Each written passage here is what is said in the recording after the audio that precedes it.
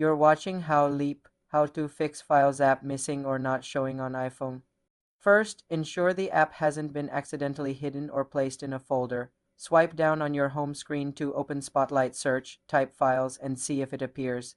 If it does, you can tap to open it from there and then long press its icon to move it back to your home screen. If it doesn't appear in search, it may have been restricted.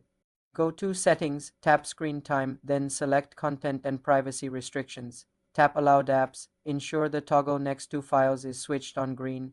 If it was off, turn it on and the app should reappear. Another possibility is that the app is offloaded. Go to Settings, tap General, then iPhone Storage, scroll through the app list to see if Files is listed. If it is and has an icon with a cloud next to it, tap on it and select Reinstall App. The most comprehensive fix is to restart your iPhone. Hold the side button and volume button, then slide to power off. Turn it back on after a minute. If the Files app is still missing, you may need to reset your home screen layout. Go to Settings, tap General, then Transfer or Reset iPhone. Tap Reset, then select Reset Home Screen Layout.